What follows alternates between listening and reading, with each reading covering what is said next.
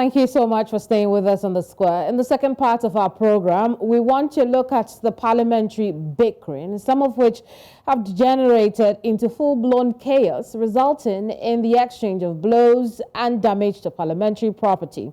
The chaotic parliamentary scenes have been seen in places like the UK, India, Ghana, Uganda, Kenya and South Africa, and many more, and much more recently, I beg your pardon, Sierra Leone and Senegal. Now, these are only a few of the countries I can name given our constrained time, but parliamentary fisticuffs are more common than you think.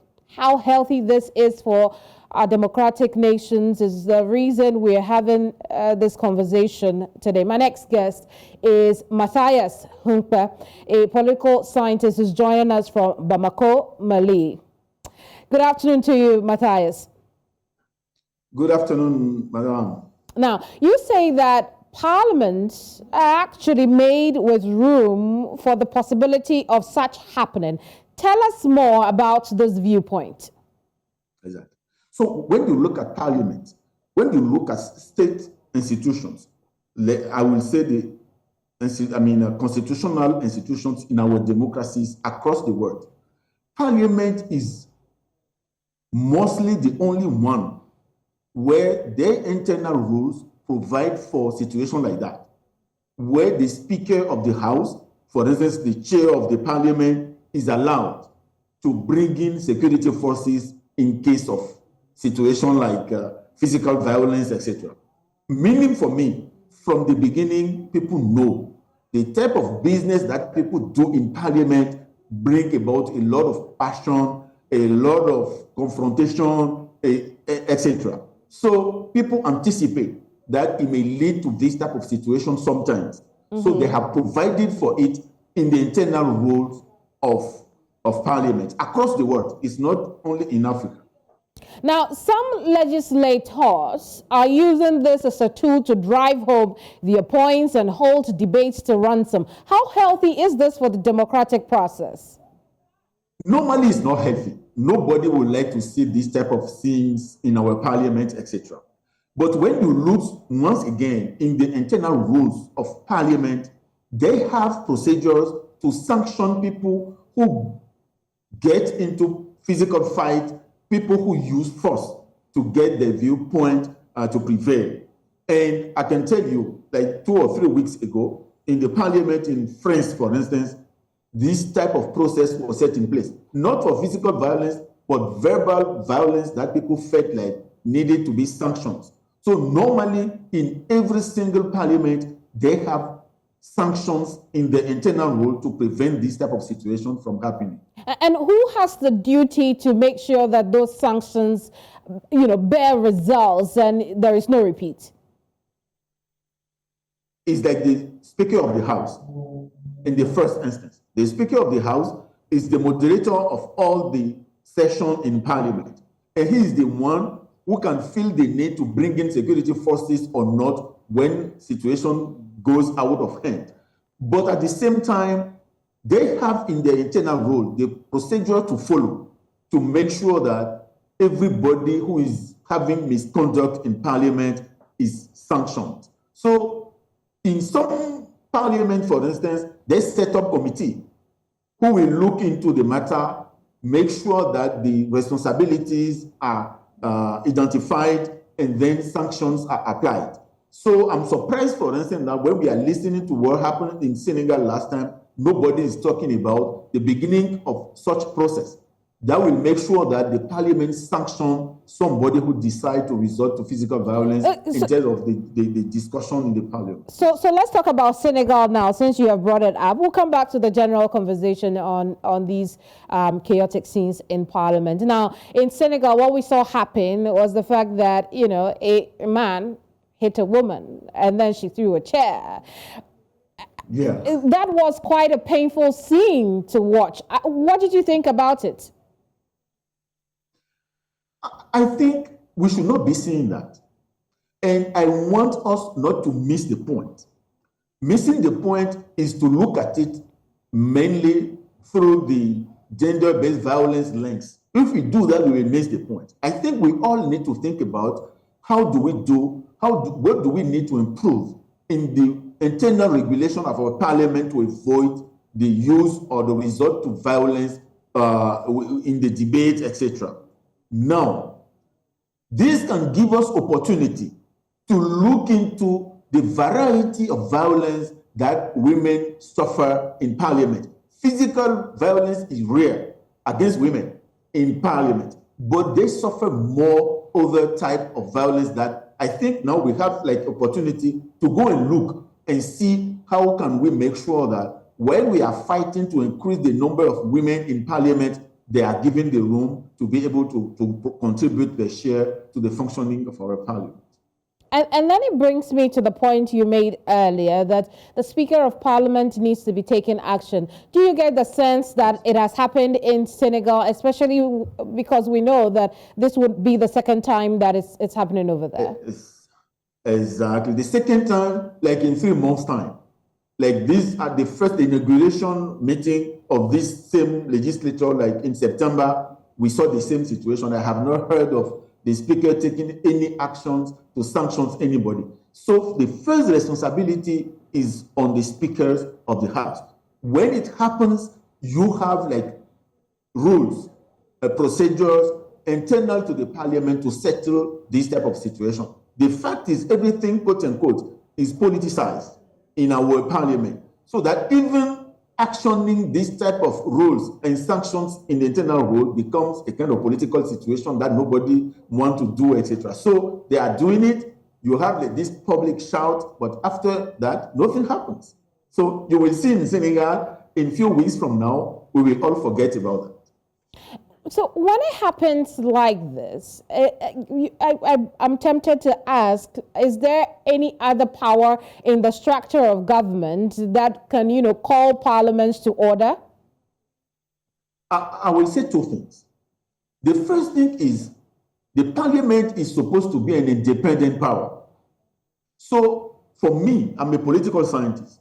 We need to do the best we can to avoid another power interfering in the functioning of the parliament. So we should put the responsibility on the parliament to toughen, if necessary, the sanctions for this type of behaviors and to make sure that the rules are implemented and to avoid that another power intervene in this. That is the first thing. The second one, and what is happening in Senegal now, is for MPs themselves to take the matter to court, like civilian now matter that they take to court. Even that, I will be cautious about it. That will bring, once again, another power, constitutional power, intervening in the functioning of the parliament. But she's been assaulted. Yes. She was assaulted, and she has the right, as you mentioned, as a civilian, to take up the matter. Yes, I agree. But what I will wish for is for our institutions to be able to handle this type of situation internally, especially for the parliament. And the situation in the parliament in Senegal today is really unique when you look at the political history of the country. It is for the first time that the ruling party does not have a majority in parliament.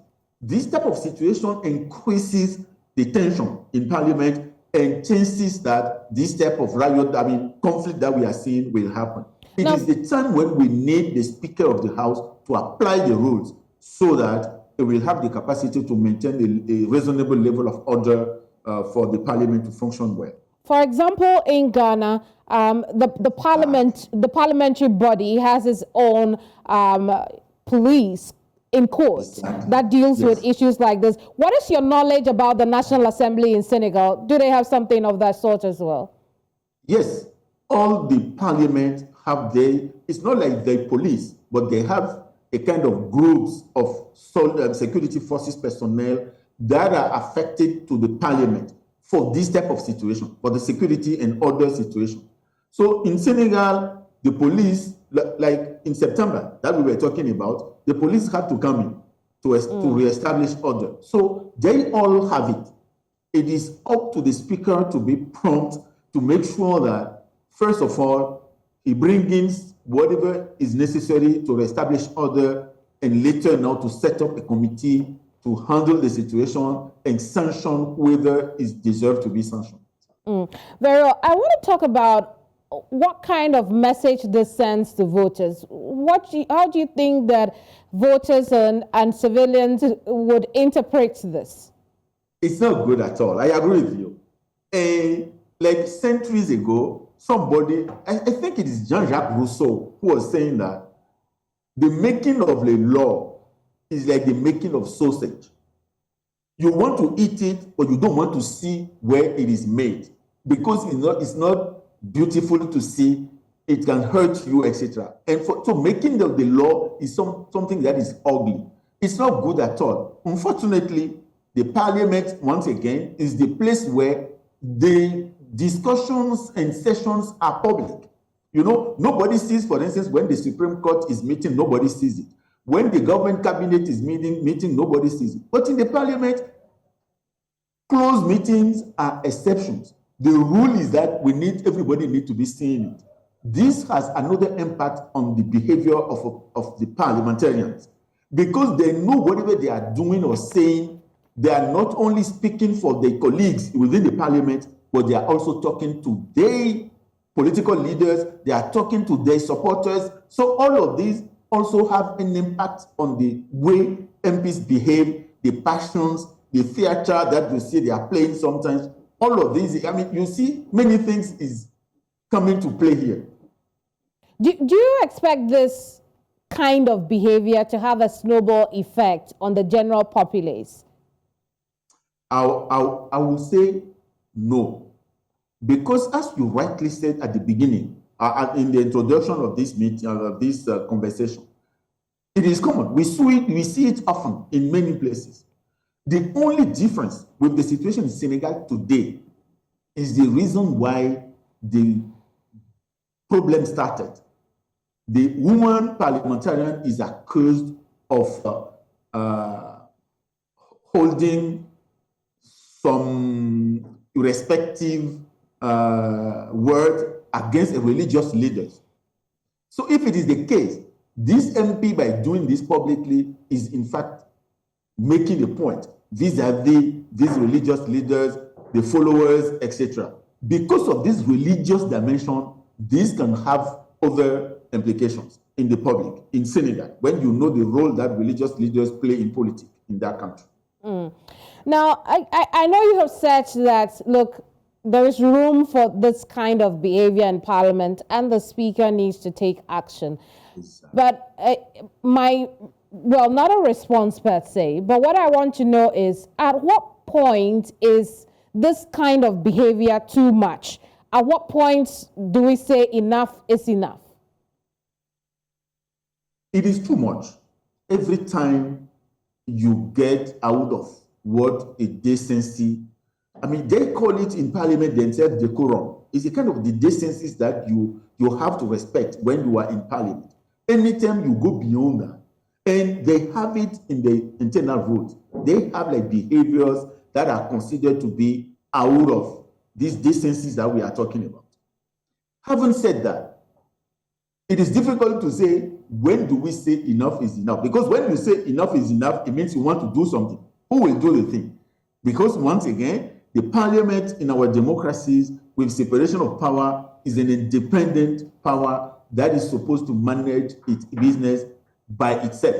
No other force can come and try to resolve the matter.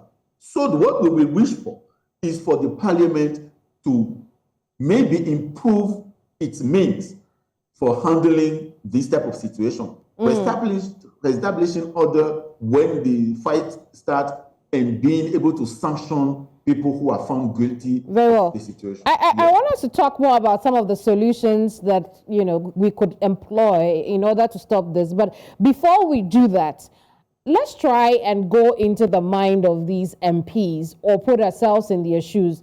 Why do you think they behave the way they do when tempers get high, really?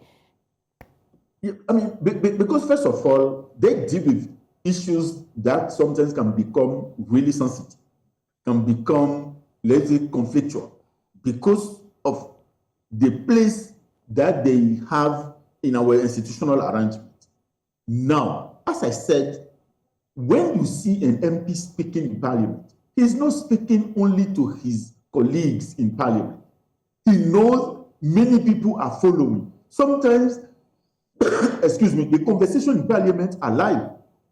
They know other people are following. So they are also at the same time speaking to their supporters, their voters, their leaders, etc. This inflates a little bit the way they play the game. It's like a theater. It's sort of theater that they are playing. So they are talking to one another, but at the same time, they are also talking to followers, they are talking to supporters.